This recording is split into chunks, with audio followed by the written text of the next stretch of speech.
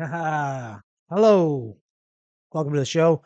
Had a little bit of a technical sort of difficulty there before I uploaded or I started streaming, I should say. Yeah, so you probably saw my face quick and then boom, the intro screen, which was kind of funny. But yeah, hello, Joe. There you are. Yeah, so it's December 18th. We're almost at Christmas. It's yeah, good time for a podcast. Last one. Yeah, I guess technically this will be the last one of the year for me. Because if I do another one, I might do one on the 1st of January, but maybe not, depending what's going on. But the very latest will be January 8th. So I might take a week or 2 weeks off, depending. But most likely I'll be around. Or sorry, I'll take a week. Sorry, 2 weeks, maybe 3 weeks off. Sorry, but most likely I'll be here on the 1st.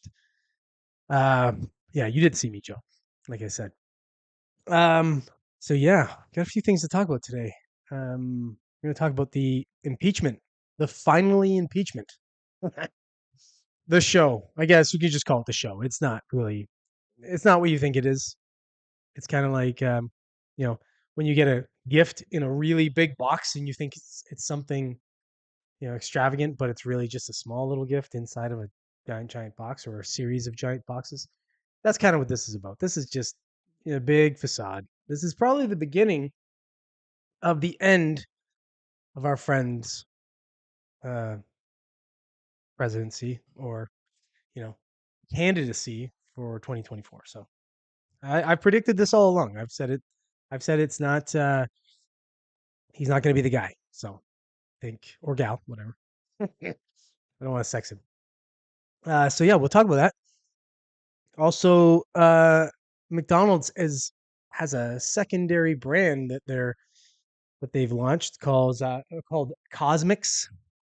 It's like I guess it's basically it's going to be like a Starbucks type thing. Something to get in that space, I guess. I think it's a rebranding. I think they're kind of they're worried that they're losing their cool. Maybe they're trying to hip up for the young crowd or something because McDonald's is kind of like the mainstay. It's the old restaurant. You know, you want to go to crappy D's to get some crappy food if you want to get the boom booms. At least for me, if I have it, within an hour I get the boom booms. So yeah, if I'm eating it, it's most likely you're eating it when you're drunk or something like that. So, anyways, talk about cosmics. Also, I'll talk about this movie on Netflix. I think it's Netflix has it. I think Netflix is carrying. I'm not sure. I'm pretty sure it's Netflix. Called Leave the World Behind. It was produced by the Obamas.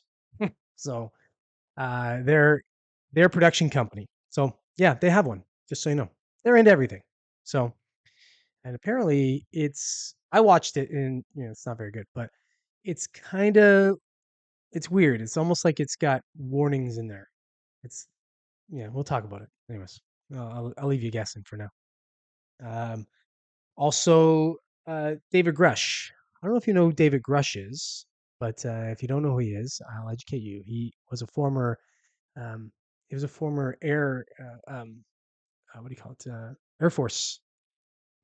I think he was think he was a sergeant or a corporal. I'm not sure what his level was, but he was with the Air Force, and actually, he might even still be. Shit, I'm all over the place.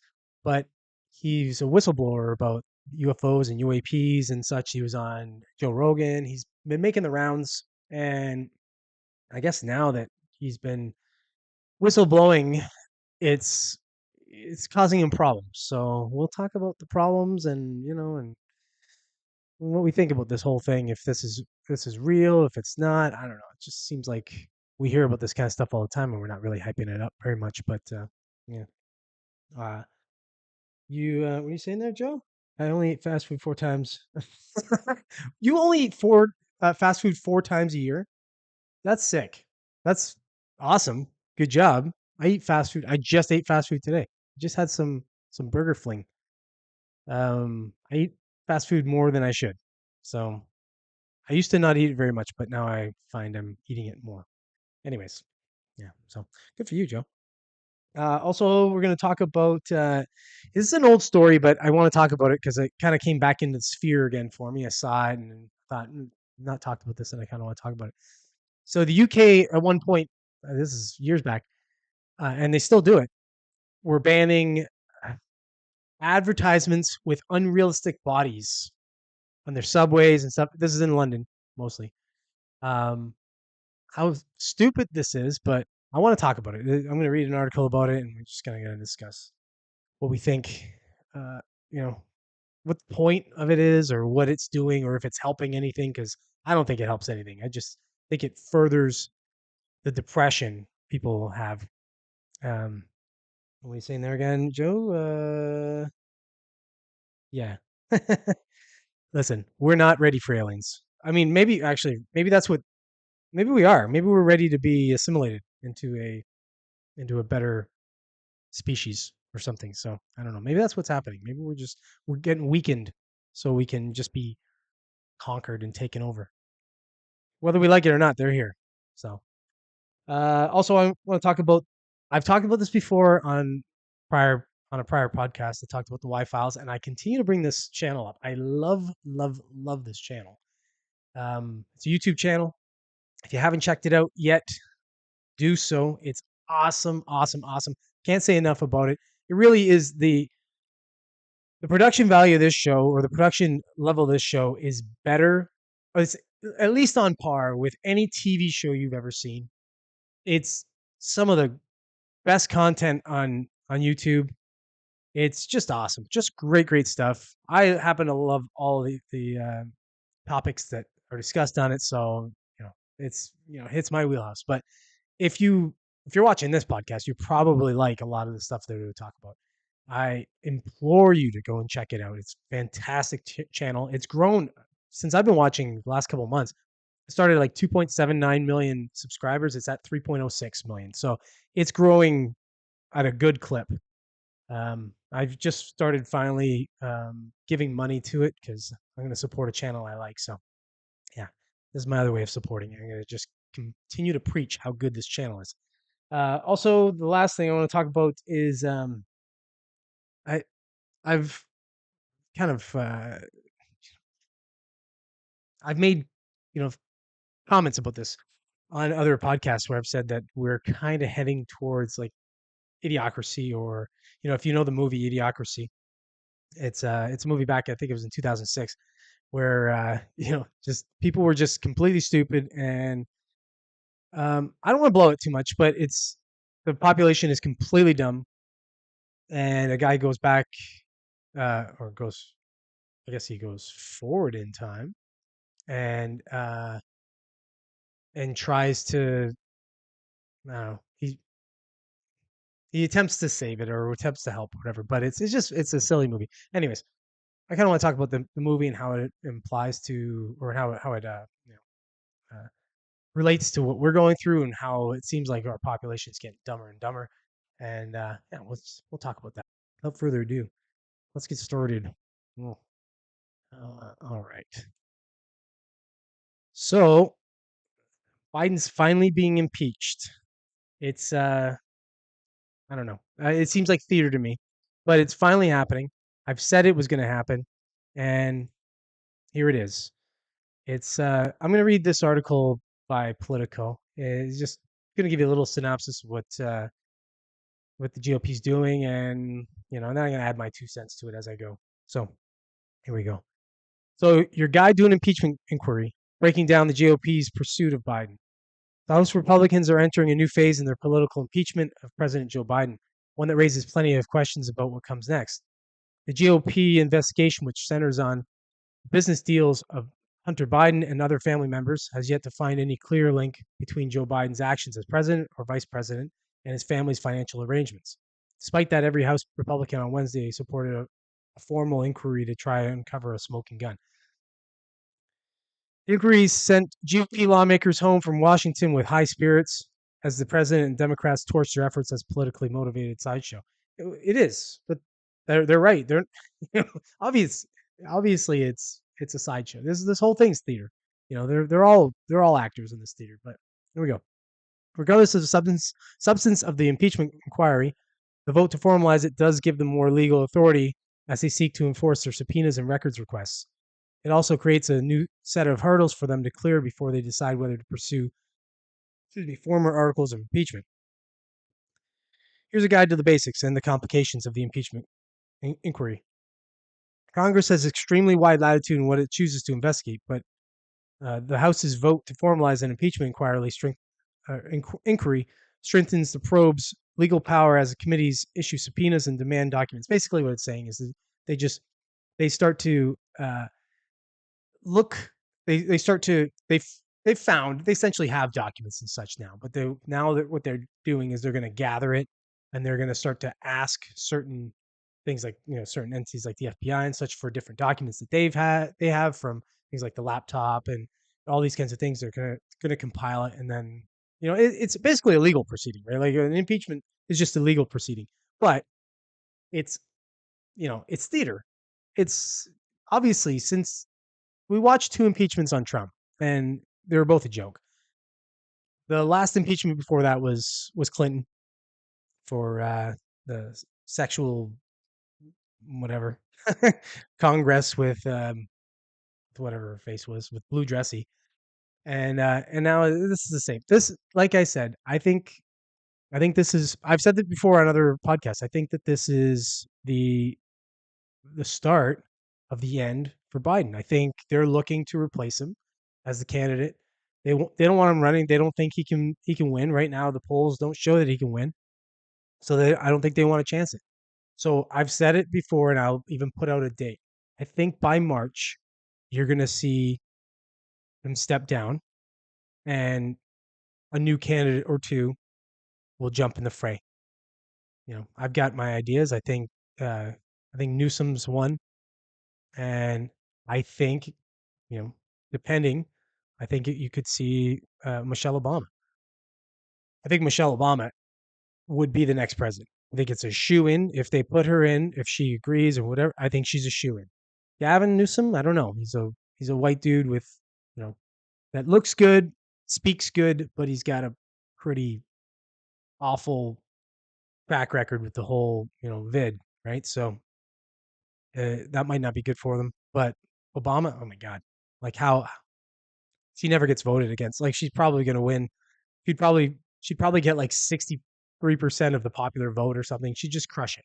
Guaranteed she'd crush it for a number of reasons. Whether she's the best candidate or not, she'll just crush it. That's just my opinion. So yeah. So you heard it here.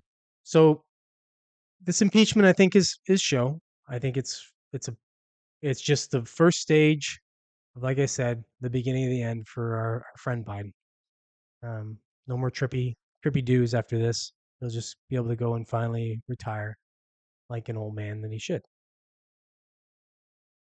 What are you saying, Joe? Yeah, of course. It is all theater. Newsom Whitmer. Oh, I hope not Whitmer. I know you heard that. I know where you heard that. You heard that. That was not that I'm saying that you don't think that or thought that. The thing Cool said that. I hope you're wrong and he's wrong. Whitmer. Oh, she's awful. Ugh. Other than that, though, I mean, who's the other female candidate? I think there might be somebody that we're not thinking about. Uh, you know, um, someone that's a little more popular, or I don't know. I can't.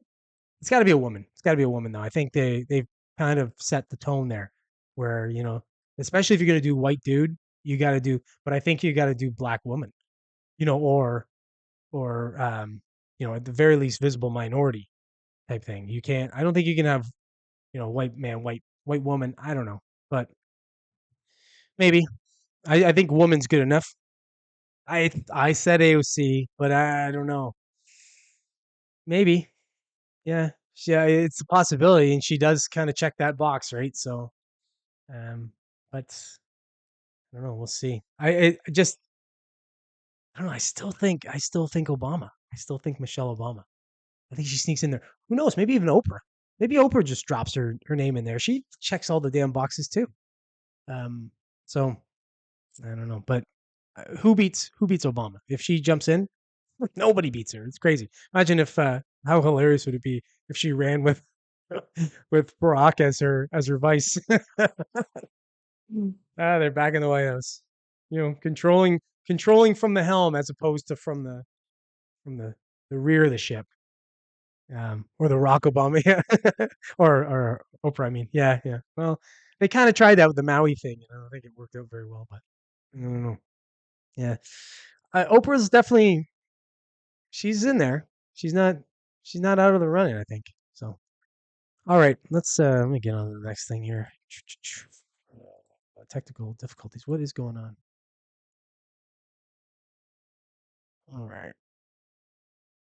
So McDonald's is, I guess they're, you'd almost say rebranding, but really it's what they're doing is they're jumping into a different space.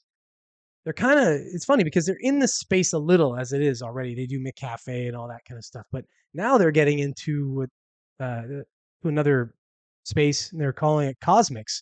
Basically, they're gonna try and they're gonna try and jump in the Starbucks and Tim Hortons and that kind of space, right? Tim Hortons up here in Canada, right? But Starbucks and whatever else you got down there in the States. I think Starbucks has kind of crushed everybody, but they wanna compete for the hot drink thing space.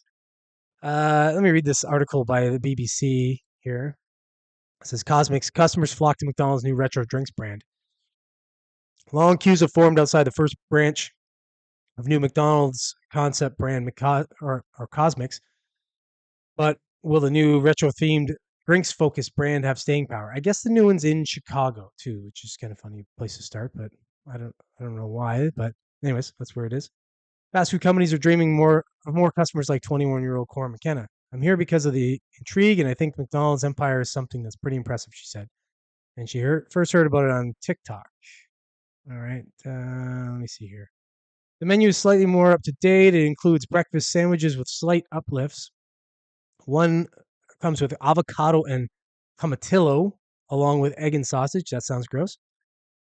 Desserts such as filled donut-like pastries called McPops, and snacks including pretzel bites. Okay. The real focus, however, is a long list of drinks that involve various permutations of caffeine, sugar. Excuse me, I just bit my tongue there. And colors designed to pop on Instagram. They have names like Churro Frappe, S'mores Cold Brew, Turmeric Spiced Latte, and Tropical Spiced Aid. A sweet lemonade with a slight kick and red fruits bobbing along the top. This just sounds weird. This whole thing sounds gimmicky and dumb. The drinks can be customized with various syrups, flavors, vitamin shots, and boba, those chewy, trendy tapioca pearls. Oh, the stuff they put in those, that, whatever, the bubble tea, I guess. Cosmics, a drive through only, and on Friday, the second day of a rather well publicized soft launch, it was not exactly serving fast food. Customers waited in their cars for an hour or more in an orderly queue that snaked through a shopping center along a busy road in suburban Chicago. Yeah. Gimmick. Why would you wait for over an hour for some stupid drink at some stupid thing? It's like people are weird. Just want to be the first. I don't know, man. Good on McDonald's. You got a problem with your diarrhea boom boom food and your image, I guess, and now you're going to try and get into this space.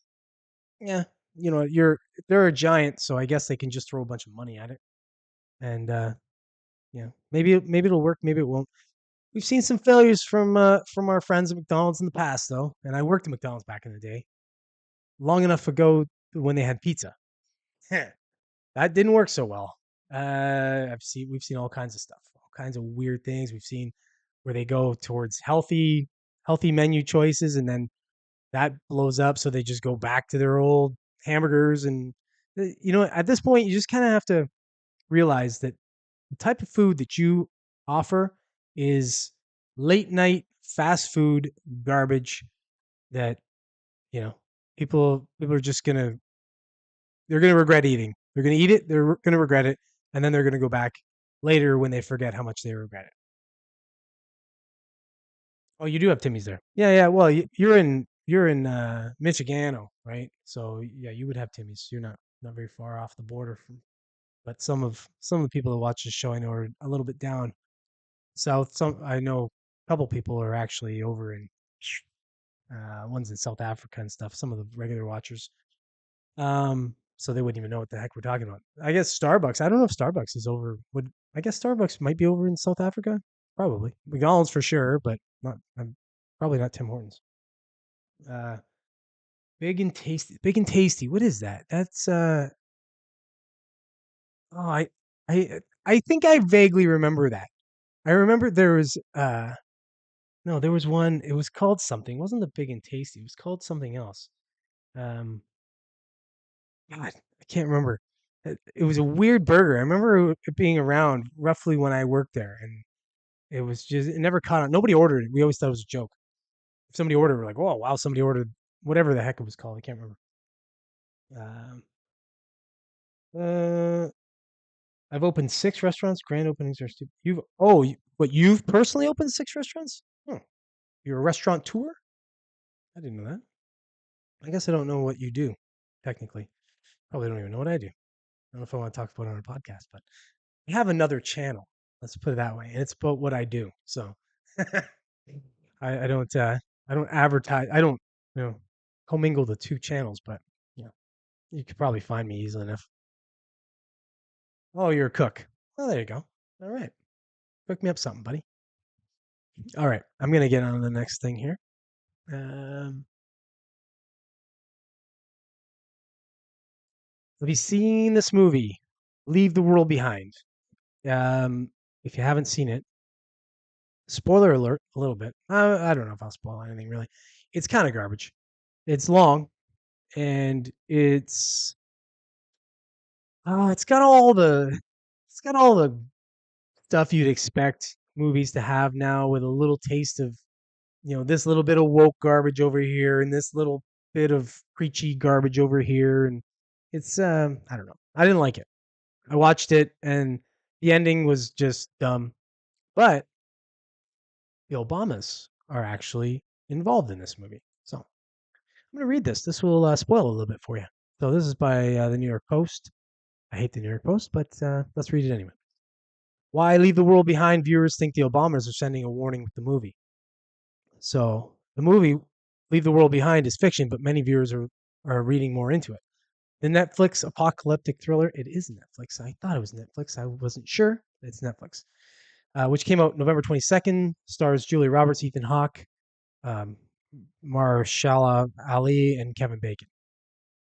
The plot follows a family on vacation at a rental house on Long Island who get interrupted by strangers showing up amid a mysterious blackout and technology glitches. Spoiler alert, the strangers are the owners of the house, so they're not strangers. Because they rented this house, right? So, anyways, both families work together to decide how to survive as technology such as phones and television break down and airplanes start crashing. In the movie, the characters have various theories for what's causing these unsettling events. That's that it's the work of hackers, that it's a government conspiracy, that the U.S. is at war with rogue forces using radiological weapons to make people turn against each other, and all of the above. So it's basically what the movie's doing is the movie's creating like these this suspense through these various different little things happening, and then it's leading you to believe a bunch of different things could be happening as the movie's happening. So it's like you don't know exactly what's happening. You're like, oh, this could be this, could be this, and then it kind of steers you in one direction towards the end. Again, I'm not going to ruin that part of it because if you're going to spend the 2.5 hours watching it, um, have at it, I guess. But uh, let's continue reading. It's based on a 2020 novel by Rumen Alam and directed, written, and produced by Mr. Robot creator Sam Esmail. And I thought because I've watched Mr. Robot, I thought Mr. Robot was pretty good. So I thought, oh, cool. Like, this should be pretty good. Not so much. It's also the first feature film from High Ground, the production company founded by former President Barack Obama and Michelle Obama in 2018. Their involvement is promoting conspiracy theories. It is happening. They even told us the countries. Come on now, we're at the scramble the enemy stage. See Palestine versus Israel, Russia versus Ukraine, Liz Cheney versus the GOP, Antifa versus fascists, second civil war. It's a big list. One viewer posted on X, formerly known as Twitter. I love when they post this kind of stuff. Who cares what people are posting on Twitter and X? They're obviously going to post weird stuff like that. Somebody's weird take on things. Uh, Okay, so talking to Vanity Fair about working with former President Obama, Esmail said, President Obama, having the experience he does have, was able to ground me a little bit on how things might unfold in reality. Continued, he had a lot of notes about the characters and the empathy we would have for them. I have to say, he's a big movie lover, and he isn't just giving notes about things that were from his background. He was giving notes as a fan of the book and wanted to see a really good film. Yeah, okay. I feel like he was kind of saying things that, you know, from a perspective of knowledge, let's say, you know, obviously he knows some things, he could say some things, drop little nuggets in there, little Easter eggs, if you will, in the movie. Um, it's a weird position for me. I want to recommend to watch it, but I also want you to steer clear of the movie because it's like I wouldn't recommend somebody watching it because I thought it was garbage. But if you're curious and you want to see what this thing's about, which I did, go ahead, have a look. I guess. Yeah, just get a few snacks because it'll help. It'll help the garbage of the movie wash down a little better, maybe. All right. Yeah. Did you watch this, Joe? That movie or no? Because if you didn't, I could spoil it. Doesn't really matter. If you want to watch it, I won't spoil it. Right now, I really don't care about anybody else watching the podcast. If spoil it, too bad for you because you're not talking. So it's like you're not here. Yeah. Do you want me to spoil it? I'll spoil it. Let me know. I'll spoil it for you if you want, or watch it. It's 2.5 hours. So, it's like okay. So basically, what's happening is there's like a cyber attack happening, and this cyber attack starts to I guess it's taking down like first like Wi-Fi's all gone, any signals are gone, anything, all the different signals are gone. I guess all the satellites have been taken down, and then so planes start to crash. Then there's a scene. There's actually a pretty cool scene. I like this scene where they're on the highway. She's on the highway, and she's a bunch of white Teslas all crashed on the highway. And I got it right away as soon as I saw it. I was like, "Oh, they're the auto drive." But then she's like looking at it, and because they can't pass on the highway, she reads and she sees on the side of one Tesla that's a brand new Tesla, and then she looks, and of course she looks down the highway and she sees more coming, and so yeah, that's what's happening. So I guess the auto drive on that's going, but it's kind of so Kevin Bacon says some things where he's talking about that they that there was that they said it basically that the game plan would be that if another country wanted to destabilize the U.S., what they would do is they would do a cyber attack, essentially knocking out the power grid, knocking out communications, things like that. Then they would do disinformation where they would like there was a part where they dropped all these flyers where they had like Arabic writing on the flyers, and then another spot where they dropped flyers that they were dropping like where they had like Asian um like Chinese writing or something like Chinese writing on it. So it's just like throwing out it could be possibly different groups and to make the U.S. citizens infight, so to create a civil war. So and this has been talked about before. So that's what the gist of the movie was. It's just they could have done it better and they dragged it out and there was like a bunch of unnecessary scenes with this like the daughter and the homeowner's daughter and Julie Roberts, and it was just I was like, when you watch a movie and you get to the point you go, oh fuck, I'm too far through it now to quit now. I just got to see this train wreck through. That's basically what it was. I was like, I'm still going, come on, like let's make this cool, and the ending was just such a letdown. So there you go. There's the spoiler alert. It's completely spoiled. Watch it if you want. It's whatever. I don't know. Like I said, I wanted it to be better than it was, but it wasn't. So all right, I'm gonna carry on to the next thing I want to talk about here. This one I was excited to talk about. So David Grush is a whistleblower for UFO and UAP and all this cool stuff. Um, and now I guess he's getting, he's kind of getting, you know, problems. Let's just say. I don't know. I'm going to read this article. This is by The Hill. and we'll discuss a little. So, UFO whistleblower doubles down on claims. This is a nightmare for me. So, former intelligence officer and UFO whistleblower David Grush said he's been living a nightmare since making his testimony public over the summer. Since I went public, certainly this has been a nightmare for me, he said in an interview Tuesday on News Nation's Elizabeth Vargas Tonight. I mean, I was an intelligence officer for 14 years behind the curtain, if you will. Grush told Vargas he never wanted to go public with his claims, but did so for the right reasons and to hold the government accountable.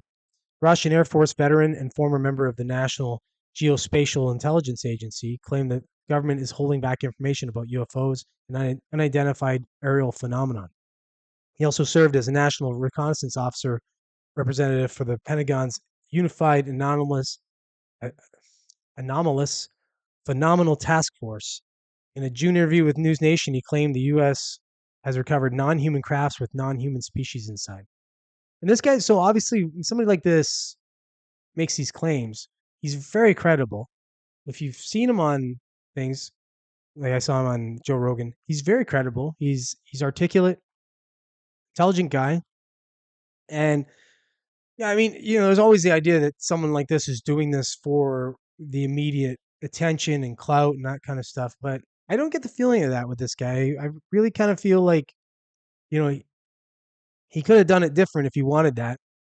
At this point, I think it's for real. I think he's actually, I think he's legit. I think he's the real deal. So, um, anyways, I'll continue. Uh, News Nation and The Hill are both owned. Oh, why are you saying that? I don't care about that. Grush testified before Congress in July and reiterated his claims, but said he was unable to provide hard evidence, largely due to his fears of prosecution for sharing classified data in a public setting. In a Tuesday interview with Vargas, Grush said this is not a laughing matter and that the U.S. has a severe oversight issue. So I think we have a severe truth and reconciliation process we need to start in this country. And I'm here to help the current administration, and I'm happy to help, he said, adding that he wants to be a tool for change.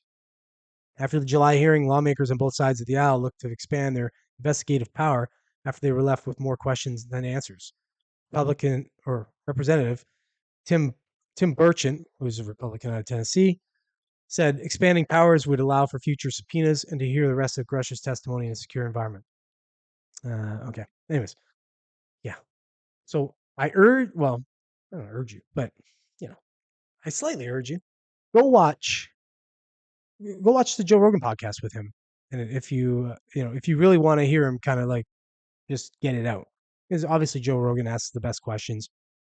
He's able to just say what he thinks, and of course he can't say certain things because there are certain things that are still like he had some clearance.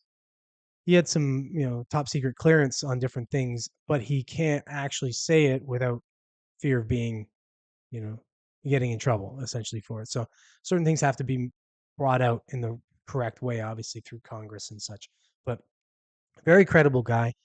He he absolutely 100% from his point of view anyway confirms the existence of alien spacecraft and non-human, you know, biological matter, if you will. I don't know. I don't think he actually says necessarily 100% that they found an actual alien, but he at least alludes to that. So go check it out and see what you think. I think he's credible. I think this is real. I think this is. I think it's funny that all this is coming out and nobody seems to care. But you know, maybe we will. Maybe it's theater. Who knows? Yeah. Excuse me. Yeah, take a little drink. People always call me during the podcast. People know I do the podcast. People I know, they still try and call me in the middle of it. Slap. Anyways, um, okay. I'm gonna go on to the next thing here. This one bugs me. This story bugged me. So let me get it set up here.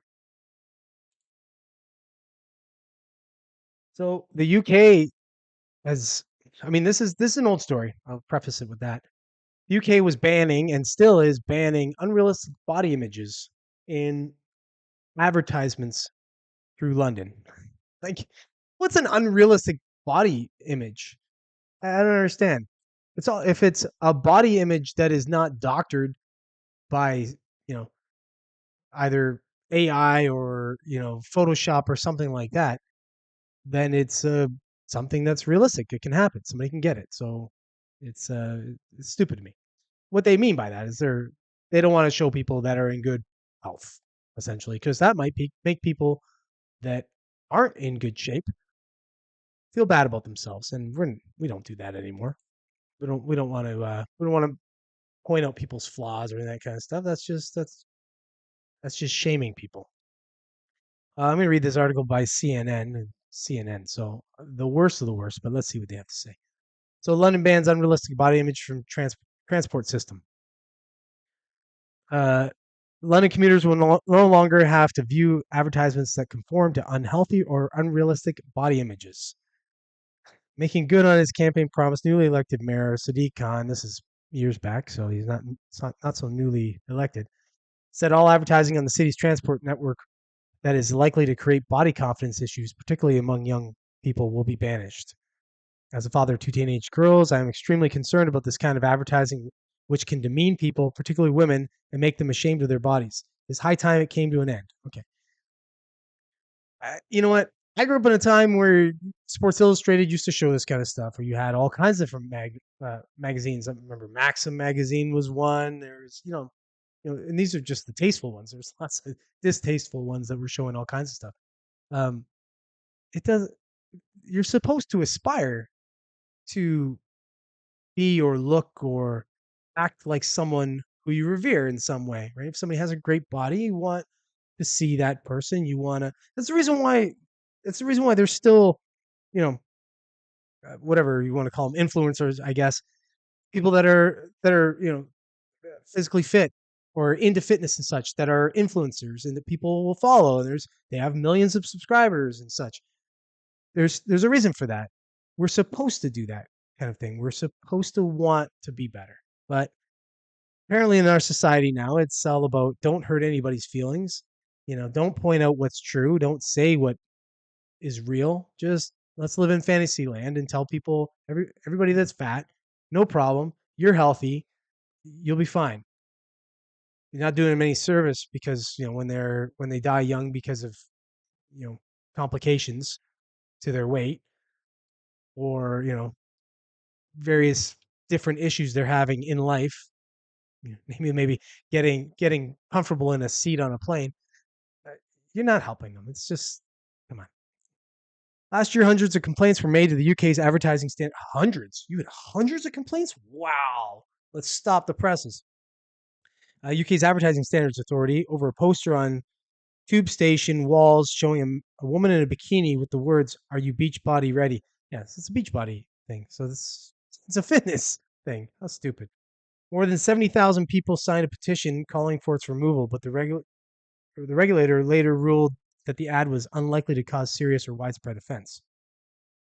What's funny to me is only people. Do you think those 70,000 people that signed that petition were all against that ad? Or do you think a bunch of them were just like, oh, fuck it. Just, all right, whatever. I'll sign. Sure, whatever. I'll get behind whatever the heck you're going to just leave me alone and I'll sign whatever the heck you want. There's probably 1,000, excuse me, 1,000 disgruntled, chubby people irritated by that thing, but hurt by it. So silly. Come on, man. Yeah, let's see if there's anything. I don't think there's anything. No, there's nothing more worth reading in that article. The point of it is we live in sad times of we're literally body shaming the wrong people.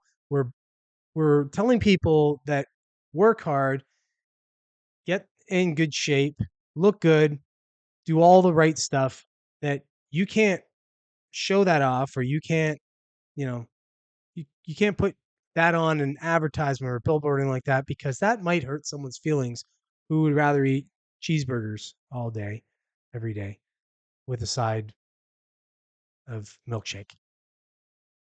Whatever. It's we live in a bizarre world, which you know Doesn't surprise me at this point. It kind of like segue into some of my next topics, which is funny. Yeah, the fatties are reigning supreme. They've been reigning supreme for a while, Joe. They rule the roost. You know why? Because they've got more air in them to spew out to us, and they're willing to share their shitty, hurt feelings and opinions on everything. So the rest of us just kind of carry on. We just do our thing. We don't get involved in too many things.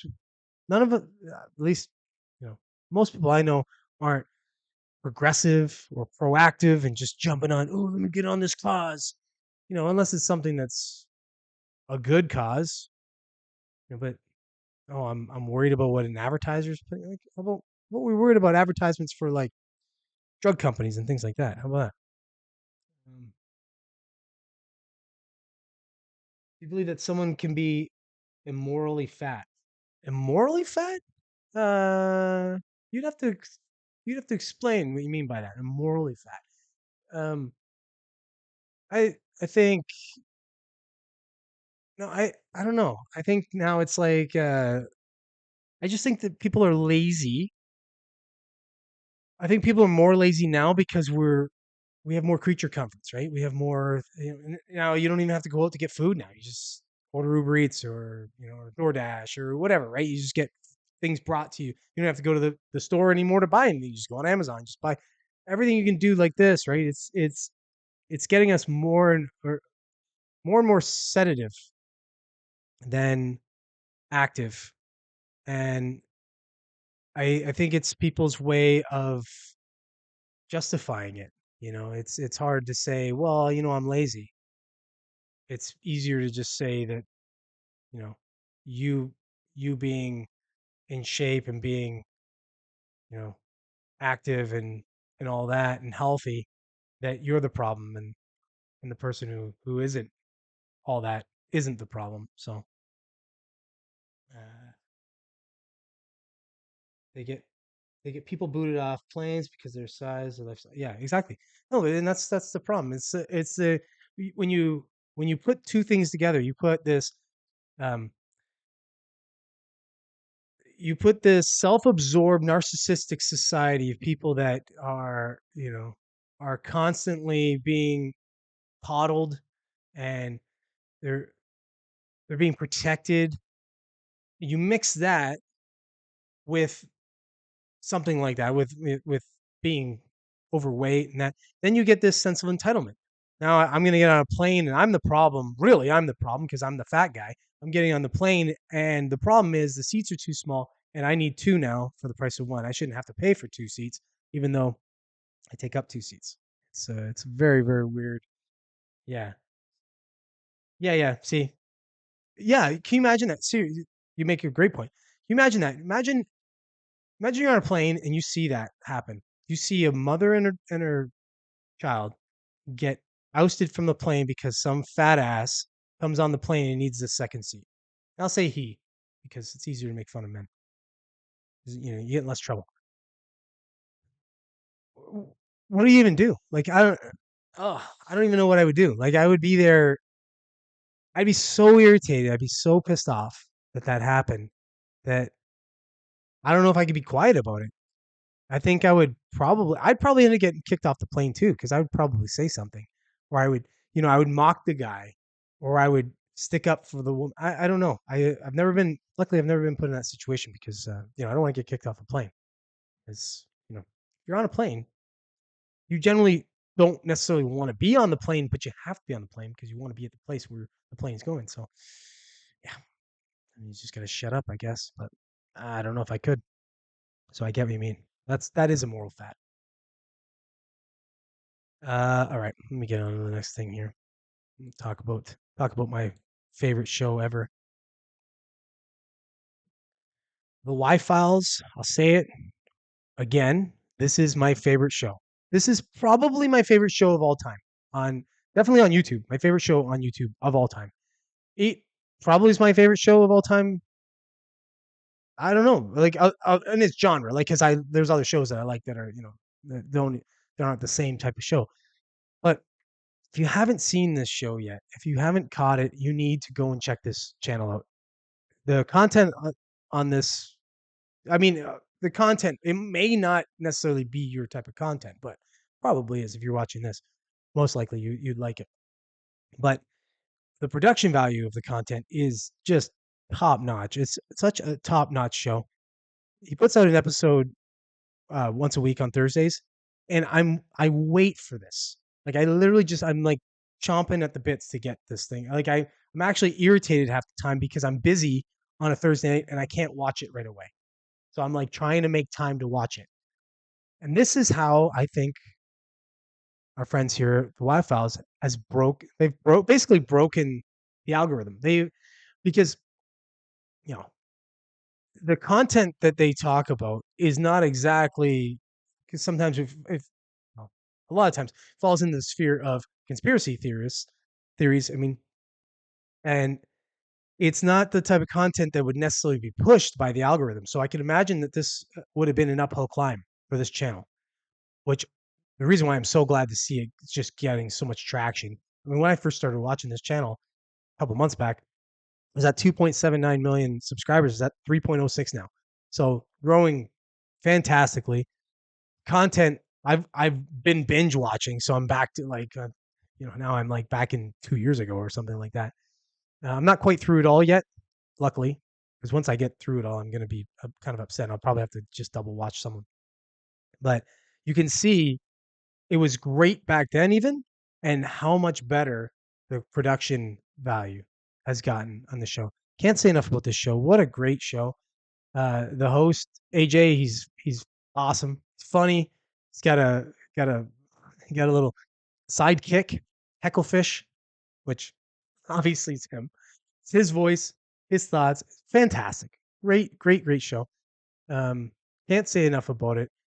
Highly recommend. Go check it out. Let me know what you think in the comments. Uh, you know what you think about it. What critique anything. Just let me know what you think. But go watch it, share it, do all that kind of stuff. And while you're at it, do the same for my stuff. Okay. And let me blast through the last sort of thing here. Last little topic I had to talk about here. Whoops.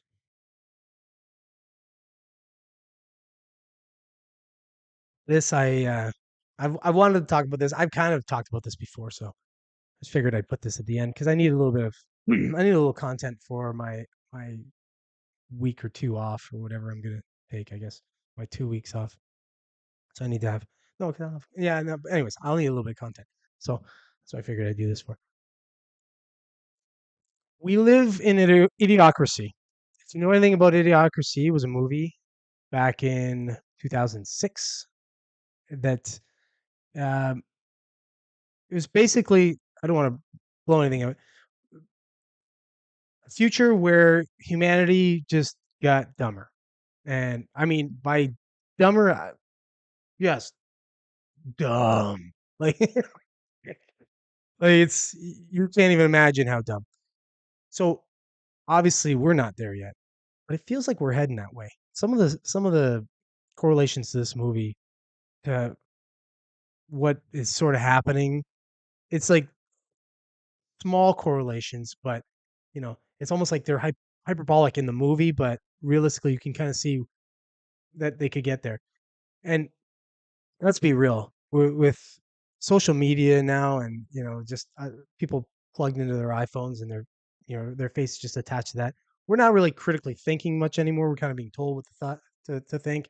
We're we're getting in echo chambers and that kind of stuff. So really, the whole using your brain for anything is not really there. Uh, I'm not even. I don't know if I should even bother reading this article. This article's kind of dumb. This is Collider. I don't even know who they are, but I'll read a little bit. All right. So this early 2000s box office bomb. They called it a bomb because it did actually bomb the box office, which is funny. Feels weirdly prophetic now. Okay. So Mike Judge. So Mike Judge is the guy who made Beavis and Butthead. If you know who Beavis and Butthead were, um, Office Space.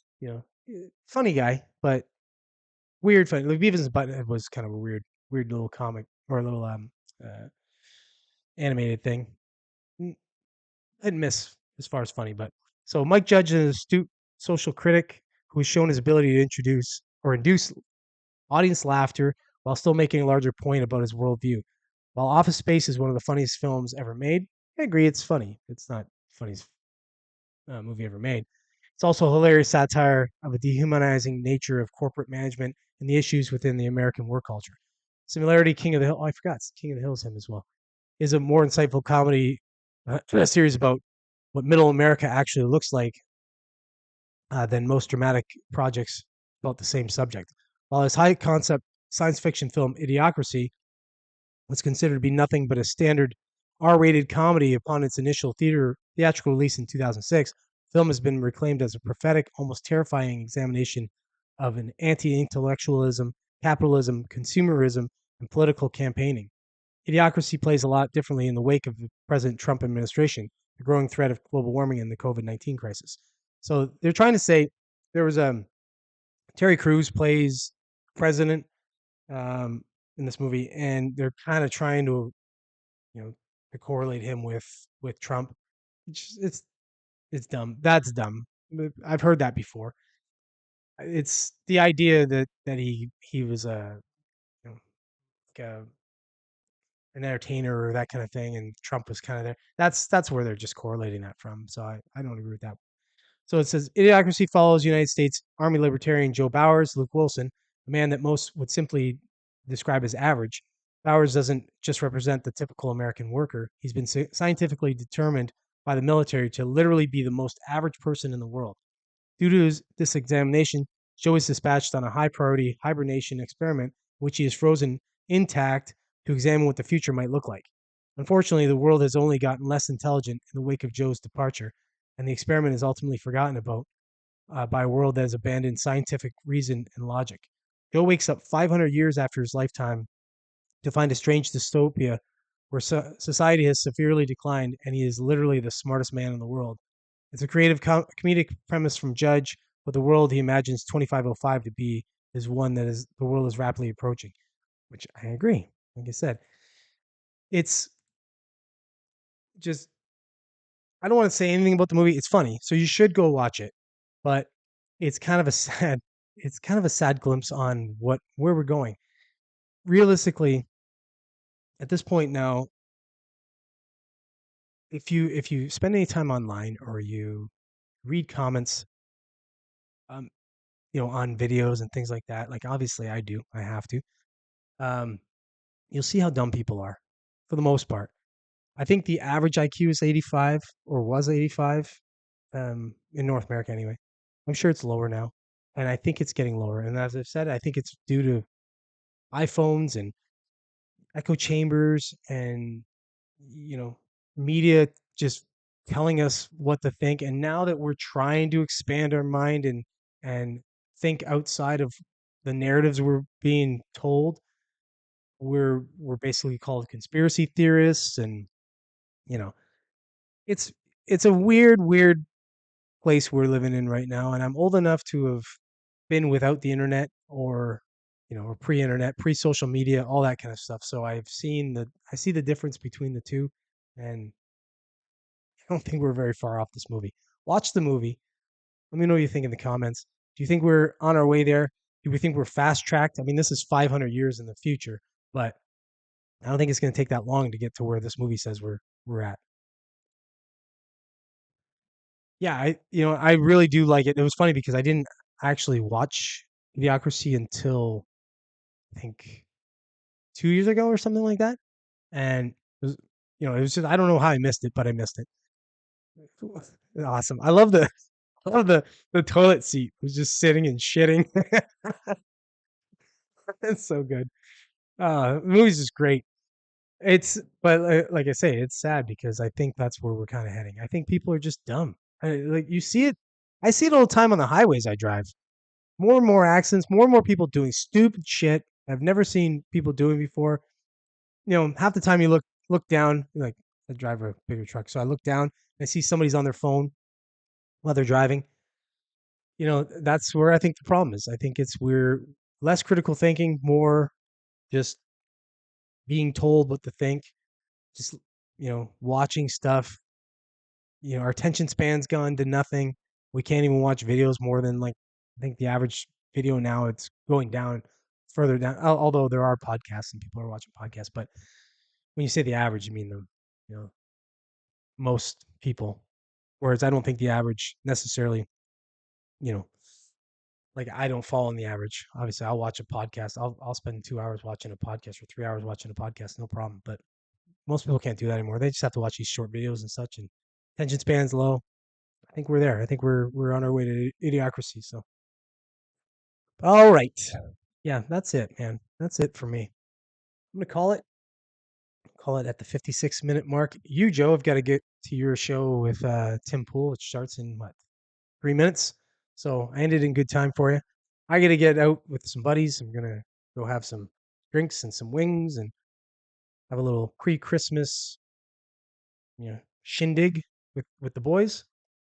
And yeah, and that's what I'm doing. So if you were watching, I see it's dropped now. The viewers have dropped down now. So if you were watching, or you are watching now after the fact, and you like the podcast, hit the subscribe, hit the like, jump in the comments, say something, do something, help out the channel. Small channels need that kind of activity, or else they start to die in the algorithm. And mine suffers in the algorithm because some of the stuff I talk about, and I take a controversial approach to the narrative, and that's not exactly liked by the overlords. So if you do like I said, share it. That's the best way to get it out. Don't wait for notifications because they don't work a lot of the time. Also, if you want to check out my anything that I've talked about in smaller segments, you can see them at 5 o'clock during the week from Tuesday to Sunday. Check them out there. Share, like, all that kind of stuff for that. And yeah, if you were watching, thanks for watching. I won't see you next week. I will see you most likely on the 1st, if not the 8th of January. So I'll let you know. Um, or just look for me. Either way. Thanks for watching. See you in the next one.